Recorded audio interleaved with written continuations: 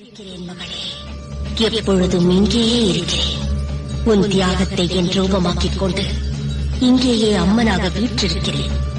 உனக்கு அளித்த வாக்கின்படி நான் இந்த ஊரை விட்டு போகாமல்